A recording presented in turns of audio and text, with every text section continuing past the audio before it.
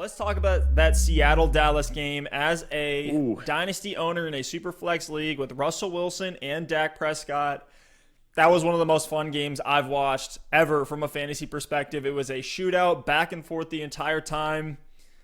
And there's a lot fantasy-wise to break down here. We were talking about the Michael Gallup concerns for him. We called for the bounce back. He's back. And it happened. 25.8 fantasy points for Gallup. 9 targets, Ridiculous. caught 6 of them for 138 yards, and an incredible deep touchdown.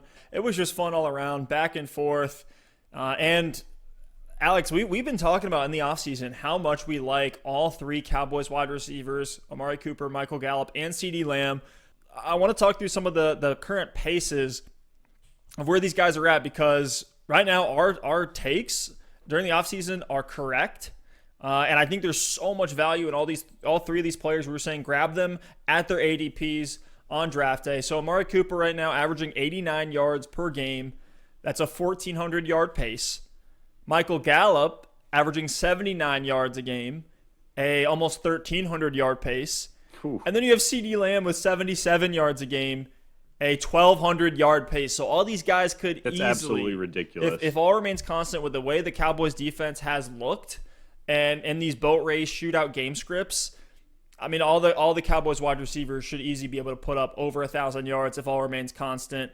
Yeah, all 3 of these guys have a ton of value, Steph. I mean, Amari Cooper is more of your alpha wide receiver one, has a high floor, has a high ceiling.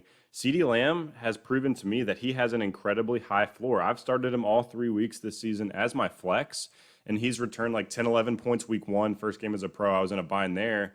But then last week put up a nice 17-point performance. We get some punt return yards in there as well. But he had a really nice game in week 2. And then this week, I mean, he was the number 4 receiver on the Cowboys in terms of yards, but still put up 5 receptions for 65 yards. Just an incredibly high floor play. If Ceedee Lamb gets into the end zone, which we obviously expect him to do a couple of times this season, he's going to get you up into the 20, 25-point range. And with the floor that he has, with a lot of his targets coming underneath really high completion percentage passes, I've been really pleased with what we've seen from Ceedee Lamb. And then Michael Gallup is that boom or bust option. We saw the bust in week 1 and 2.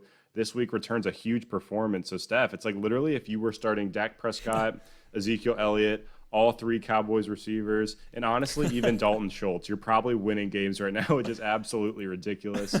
We saw Cedric Wilson sneak in here for a 5-catch, 107-yard, 2-touchdown performance.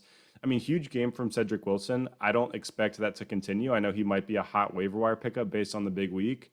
But in most weeks, if Dak's 57 attempts come down to a more realistic number, I think Wilson's targets are going to be the first thing to evaporate. But this Cowboys team is fun to watch.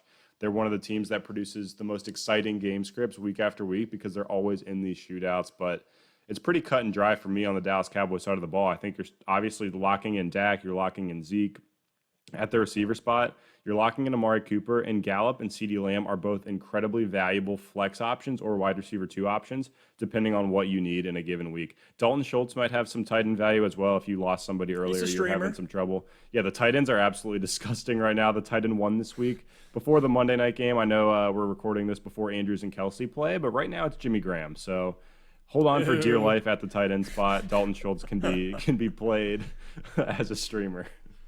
The star on top of the Christmas tree when we're talking about the Cowboys is that they let Dak Prescott throw the ball 57 times in this game, had 3 touchdowns, 2 interceptions. So the volume is there. The efficiency may or may not be there, but they have the weapons to get it done, and they're going to compete. Ended up losing this one by a touchdown, 38-31. Next 4 games for Dallas: Browns, Giants, Cardinals, Washington.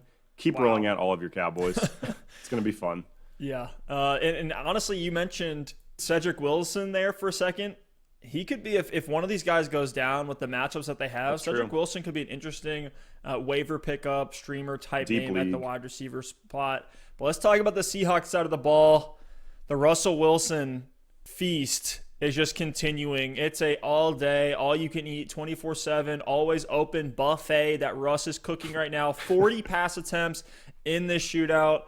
The thing is, and I was looking into some of the numbers from 2019, 2018, we think that Russ is cooking, and we're seeing that he is. He's actually only throwing 2 more attempts per game than 2019, but it's just that those 2 attempts happen to both be touchdown passes because the efficiency from a touchdown perspective has been insane. DK Metcalf out there has opened up this entire offense. He's a perfect skill match with Russell Wilson, in my opinion, and it's only going to get better. And Tyler Lockett had a massive explosion game as well. Yeah, man. I mean, Russell Wilson, you mentioned it, the 2 extra attempts. To me, it's just incredible because we always think of Russell Wilson as this hyper-efficient quarterback. He's kept that efficiency up, but the difference is the targets are more valuable. I mean, DK Metcalf this season is averaging, let me look at this number, 24.8 yards per catch, which is just absolutely insane. It's been incredible to see DK Metcalf produce week in and week out. Monster game in this one. 4 catches for 110 yards and a touchdown. Should have been 2 if it weren't for that boneheaded play he had there in the second half. Tyler Lockett, 9 receptions for 100 yards and 3 touchdowns. I mean, Russell Wilson's just funneling the ball to DK Metcalf and Tyler Lockett. It's incredibly difficult for defenses to cover both of these guys deep because they just have so much speed. I mean, Metcalf, 8 targets for a guy who can take any play to the house. That's more than enough for him to get 100 yards and a touchdown each and every week. Tyler Lockett, the 13 targets, is great to see as well. I mean, we mentioned it before the season, Steph. If Russell Wilson did, quote-unquote, cook this year, both Tyler Lockett and DK Metcalf could both be wide receiver ones, top 12 guys. Right now, they're both in the top 5. So we'll see what this Seahawks team can do. I mean, Russell's on pace right now for 75 touchdowns. I don't think we're going to see that happen. Oh, my goodness. So when that touchdown number comes down a little bit, we'll see what happens with DK and Lockett. But if you drafted either of these guys as your wide receiver 2, I think you might have just gotten yourself a wide receiver 1 and a player with incredible upside. Either way, I mean, Metcalf and Lockett, I don't even know which one I'd prefer at this point. I might slightly lean Lockett because the volume's a little bit higher. But DK definitely has incredible upside as well. So both of these guys are locked and loaded starters in your lineup. And let's see what these Seahawks can do, man. They've been incredibly fun to watch. Now with Chris Carson potentially missing the next game or 2, we could see Russ continue to cook here for the next few weeks. What's really happening with the cooking that we keep talking about is that the Seahawks are throwing more than ever on first and second down. So that's really where it's coming from. Brett Coleman, one of the best. If you haven't checked him out, he's one of the best YouTube film grinders out there. Go check out his channel. He has a whole video breaking down the changes in the Seahawks offense, and they're doing it on early downs, not putting Russell Wilson into tight spots on third down. And with DK Metcalf being able to stretch the defense, that's opening things up for Lockett underneath. Continue that efficiency. Are you looking at Carlos Hyde as a waiver pickup? They're against Miami in week 4. Oh, absolutely. I think you can do a lot worse than that. Yeah, I think if Hyde's out there and Carson is confirmed to miss this game, which it's looking right now like he's going to be out for 1 to 2 weeks, I'm fine to plug Hyde in.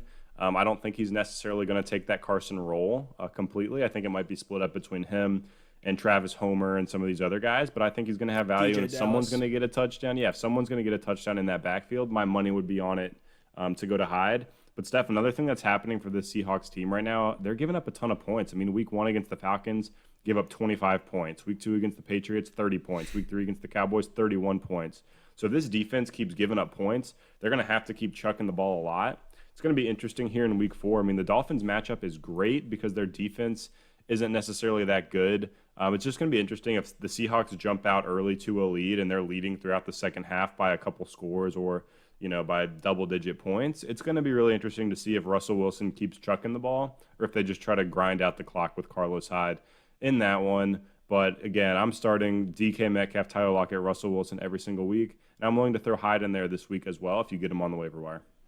Yeah, if you can throw a couple bucks on him, don't go nuts because as from what it looks like right now, Chris Carson should be back. It's a couple-week plug-and-play guy. It looks like a knee strain, so not an ACL tear, not anything that's season-ending, but may miss a few weeks. And the schedule for the Seahawks, just like Dallas, is so easy here, especially in the playoffs. Like, entire season long, the Seahawks have a fantastic schedule for fantasy matchups. They have Miami, then Minnesota, then their bye week, then Arizona, San Francisco, Buffalo, LA, and then back to Arizona again.